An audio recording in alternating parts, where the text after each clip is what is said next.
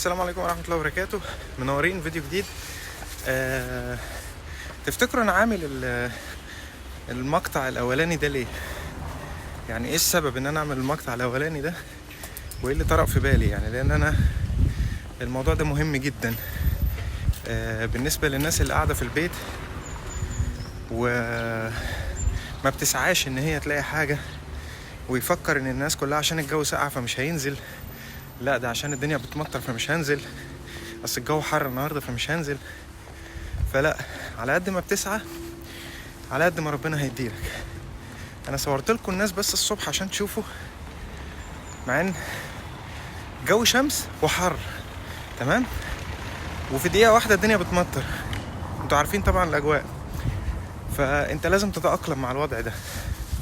بالنسبه للناس اللي قاعده متكاسله ولا بلاش النهارده خليها بكره، بلاش انزل دلوقتي خليها بعدين، مش عارف ايه، عمرك ما هتلاقي حاجة وعمرك ما هتنجح.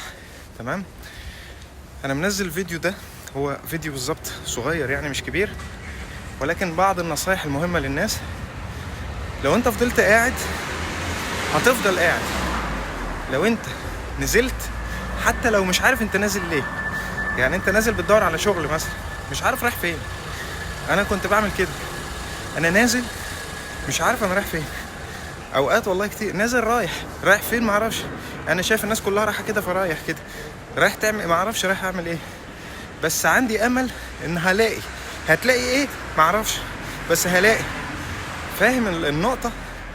نفس الباور اللي كان عندك وانت في بلدك وجيت بيه هنا، ان انا بس اوصل وبعد كده هلاقي، انا بس ادخل وبعد كده هلاقي، بس اروح لحد هناك واموري كلها هتتظبط. تمام. انتوا كلكم عملتوا كده بما فيهم انا. كله اتكلم قال انا بس اطلع ومن مش عارف ايه والدنيا هتبقى معايا 100 100 وبتاع. تمام.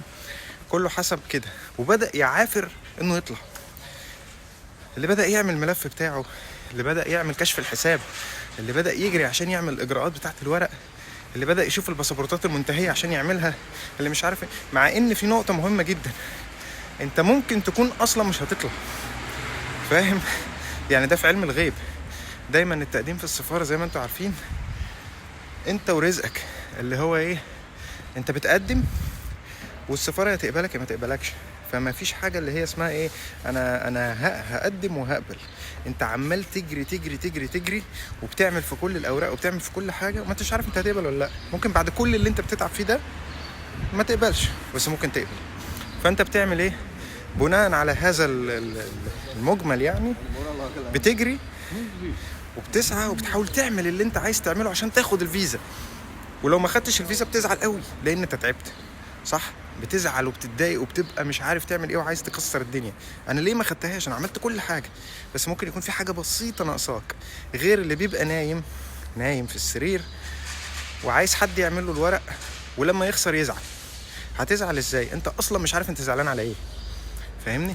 يعني انت زعلت، بس زعلان ليه؟ عشان ما خدش الفيزا؟ انت اصلا ما عملتش حاجه. يعني الموضوع انت ما خدتش حاجه خالص عشان تزعل عليها. ما جريتش، ما عملتش حاجه. انت اصلا مش عارف سبب الزعل ايه. سبب الزعل ما خدش الفيزا، بس ما خدتهاش ليه؟ ما انتش عارف. فاهم النقطه؟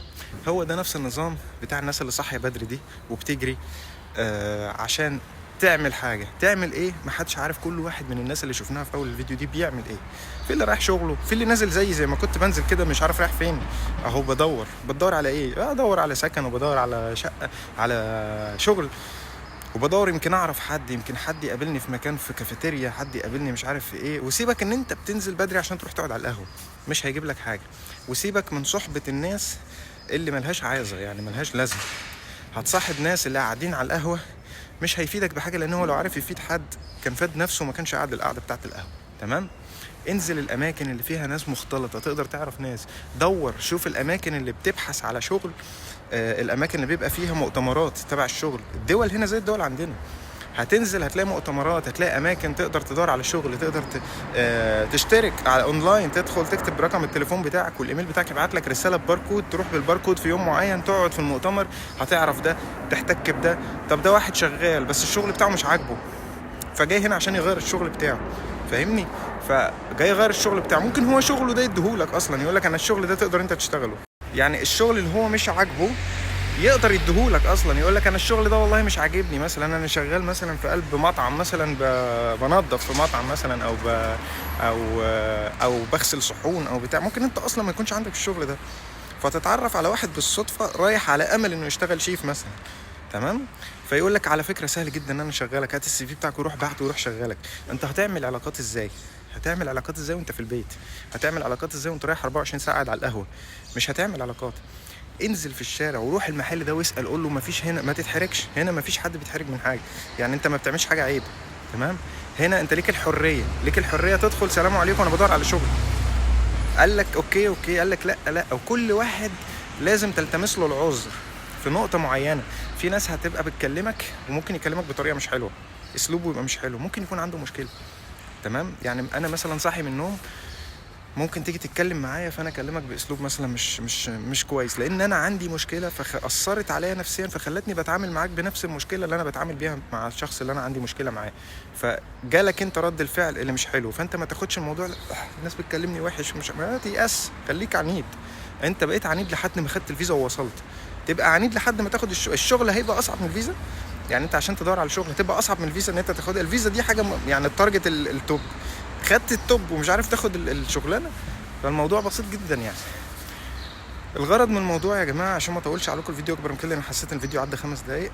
الغرض من الموضوع ان انتوا ما تتكسلش وانزل، ولا يهمك مطر ولا يهمك حر ولا يهمك رعد ولا يهمك مش عارف، ما يهمكش حاجه، انزل انزل، خليك عنيد،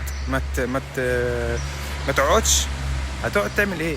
انت جاي هنا عشان تنزل، عشان تروح وتجري وتشقى وتعمل وتتنطط وتجيب اهلك وتعمل وتتجوز وتعمل حياتك ازاي هتعمل ده وانت قاعد في السرير؟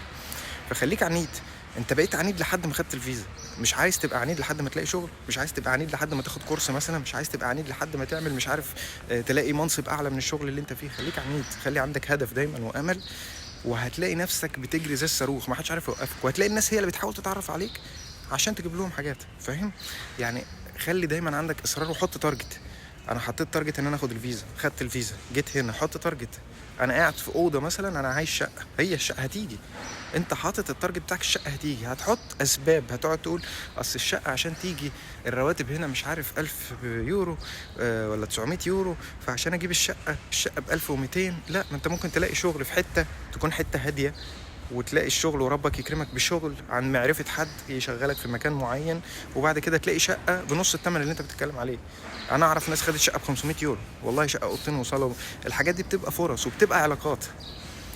يعني ازاي انا هبقى صاحب بيت وادي لك شقة بسعر رخيص وانا ما اعرفكش اصلا؟ فالطبيعي ان انت تسكن بالغالي عشان تعرف الرخيص، طبيعي ان انت تيجي على نفسك عشان تقدر توصل، مش طبيعي ان انت اول ما تيجي هتلاقي الارض مفروشة ورد يعني.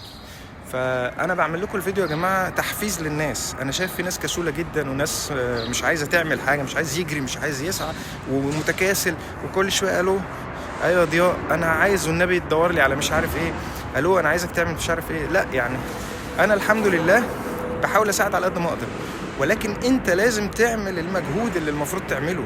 انت تعبت وعملت كل حاجه، لازم تعمل مجهود، واوعى تزعل ان انت اتنصب عليك في حاجه. انا اتنصب عليا، اوعى تزعل ان انت حد نصب عليك في مره، قول الحمد لله. ومحدش بيعرف ان الشوربه سخنه غير لما بيتلسع منها. طول ما انت اهلك بتحكي لك او اصحابك بيحكوا لك، بيقول لك الطبق ده سخن وهتلمسه، الطبق ده سخن وهتلمسه، انت هتعرف منين؟ ما ممكن يكون بيكذب عليك. انا دايما بحب اعرف المعلومه من المنبع بتاعها، يعني بحب اروح كده للمنبع بتاع المعلومه، امسك المعلومه كده من مكانها. فدي مشكله عندي، ساعات بقع في اخطاء كتير ولكن بتعلم منها. الاخطاء اللي بقع فيها ان انا اتنصب عليا هنا مره، تمام؟ وده مش عيب ان انت يتنصب عليك. هو انت كده مش معنى كده ان انت تبقى يعني يقولوا عليك ان انت حمار يعني بتنصب عليك، لا مش حمار، انت اتعلمت وعرفت وبقيت تعلم الناس وتفيدهم بالمعلومه بتاعتك. ما تبخلش، ما تبقاش بخيل. مش لازم كل الناس تتلسع زيك عشان تبقى انت مبسوط، يعني مش لا انا اتلسعت فلازم كله يتلسع، هو انا اتلسعت لوحدي؟ ما تبقاش اناني، تمام؟ ساعد الناس، ساعد الغير يعني. وزي ما بقول لك، لو عمرك ما حطيت ايدك في الحاجه وفي المنبع بتاعها عمرك ما هتوصل لها. زي ما انت دخلت السفاره وعرفت ازاي تاخد الفيزا وعرفت ازاي تحط ايدك في المنبع وتشوف الاوراق والتخليص والحاجه، هتعرف ازاي توصل لشغل وهتعرف ازاي تعمل حياتك، تمام؟ الله يوفقكم جميعا، واستاذنكم اعملوا اشتراك في القناه الناس اللي بتنسى، وفعلوا زر الجرس واعملوا شير. السلام عليكم.